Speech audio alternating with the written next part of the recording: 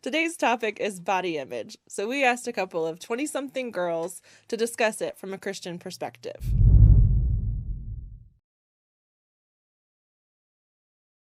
So, how big of a deal is body image with girls these days? I think it's probably the biggest issue that young girls face. Yeah, I don't know a single girl who hasn't dealt with it at least one point in their life. Yeah, and if they haven't, then they're probably not being completely honest about, what's going on, because I think we all deal with it no matter who we are. Or they just haven't dealt with it yet. Yeah, or it's coming. It's coming. So here's the thing. Viewing yourself negatively almost gives others permission to think of you negatively, too. It's like they can just kind of sense that you are insecure, and so they just assume that they should think of you in that negative light, too. Yeah, and it kind of creates, like, this awful pattern of everyone's thinking bad about themselves, but at the same time, we're also judging everyone else and thinking negatively about them as well. And society kind of has jumped on that and created this stigma that you always want to make yourself better because of that vicious cycle of negativity, I'd say. Yeah.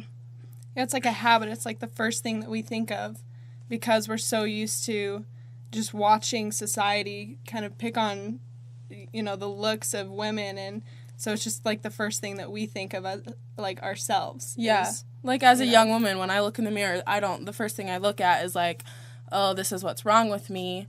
And this is like, and I think when I look at pictures in magazines, I think, oh, I wish I had that. I wish I had that. And that's how society's playing on our negativity towards ourselves and towards others, honestly, to make money. Yeah. And, I mean, sometimes even if I see, like, a celebrity or someone and they do have something imperfect, it almost makes me feel better about myself. Because it's like... we use others... like, other people's insecurities to, like, make ourselves feel better. Like, we would even say prey on other people's insecurities to make ourselves feel better about our own. Yeah. So I think the first thing is to just stop focusing on what I don't have, but instead be thankful for what I do have.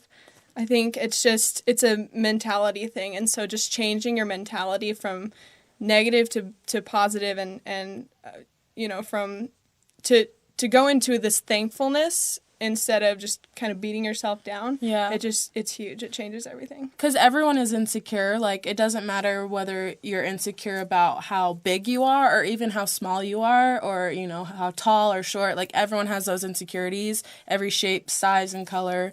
Like, we all have it. And I think something we should remember is, like, your biggest insecurity could be what I find most attractive about you. And that goes for everyone. Like, sometimes our insecurities are what make us most beautiful. Yeah, that's so true. So that kind of goes along with what 1 Peter verse 3-4 says, which is, don't be concerned about outward beauty of fancy hairstyles, expensive jewelry, or beautiful clothes. You should clothe yourself instead with the beauty that comes from within, the unfading beauty of a gentle and quiet spirit, which is so precious to God. So if we can take ourselves away from, like, what the world thinks is important and be able to be honest about our insecurities and be able to be honest about what society wants us to think, that helps other girls and other people be able to deal with their insecurities at the same time. Yeah. There was a time when I was stuck in this really, really insecure place, and I really didn't get out of it until I opened up with this group of girls about it. And it was like in that moment when I finally was just honest with them, it just changed everything. And it was cool because they all were able to relate with me. Mm-hmm. And I wasn't even expecting that, but from that moment on, it was like God was just really working in my life to finally really change me from the inside out. Yeah, and sometimes when we can be honest about, like, what's going on, that's, like, the first step in building our confidence. And when we have our confidence built up, that's, like, confidence is the most attractive thing about a person. It's what you see right off the bat is someone's confidence and their personality, and that's what's most intriguing about people. So instead, we should focus on the attributes and qualities that God wants us to focus on. So God cares more about what's on the inside than the outward beauty and hair and jewelry and clothes. Yeah, and it's so important just to really realize, like, God made our bodies to do amazing things. Like, we can dance and you can play volleyball, and it's like so many people can't do that, and yet they're still, thankful for their bodies. And so, like, we have no reason to just to hate our bodies or to, I don't know, it's almost an insult to God because he created our bodies. And he took such time, and every person is created with such thought and exactly how God wants us to be, and we shouldn't want to change ourselves to be like he created us how he wants us. So why would we want to change that? Yeah, we're unique. There's only one of us, so we should be thankful for that. Yeah. So Proverbs 31:30 says, "Charm is deceptive and beauty does not last, but a woman who fears the Lord will be greatly praised." If we really are God-fearing women, then we shouldn't tear ourselves down. If God designed our bodies to be a temple, then we shouldn't criticize them, should we?